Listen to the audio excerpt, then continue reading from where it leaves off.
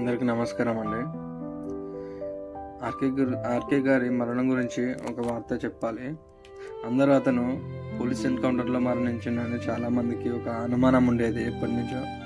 కానీ అక్టోబర్ 14, 2021 ఛత్తీస్గఢ్లోని దక్షిణ బస్తర్ జిల్లాలో ఉన్న పామేడ అటవీ ప్రాంతంలో ఆర్కే మరణించినట్లు వార్తలు వచ్చాయి. తొలుత ఈ వార్తలను మావోయిస్టు సానుభూతిపరులు మరియు కుటుంబ సభ్యులు ధృవీకరించలేదు.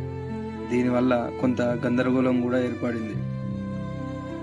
మావోయిస్టు పార్టీ అధికారికంగా విడుదల చేసిన ప్రకటన ప్రకారం ఆర్కే తీవ్రమైన అనారోగ్యంతో మరణించారని ఉంది.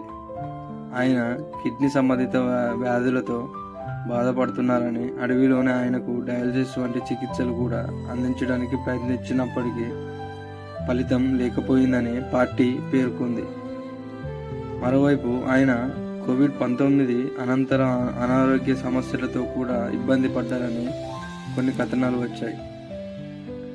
October 15, 2021 Maoist party central committee ప్రతినిధి అభయ్ పేరుతో ఒక లేఖ విడుదలైంది.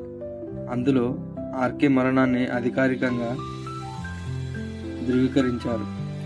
అడవిలోనే మావోయిస్టు సంప్రదాయాల ప్రకారం ఆయన అంత్యక్రియలు నిర్వహించినట్లు ఫోటోలు మరియు వీడియోలు కూడా బయటకు వచ్చాయి. క్లుప్తంగా చెప్పాలంటే ఆర్కే మరణం పోలీసులతో జరిగిన పోరాటంలో కాకుండా అనారోగ్యం వల్ల జరిగిందని మావోయిస్టు పార్టీ స్వయంగా ప్రకటించడంతో ఆ మిస్టరీ వీడింది. అయినప్పటికీ సరైన వైద్యం అందకపోవడం వల్లే ఒక అగ్రనేత ప్రాణాలు కోల్పోవడం ఆ పార్టీకి పెద్ద దెబ్బగా పరిగణించబడింది.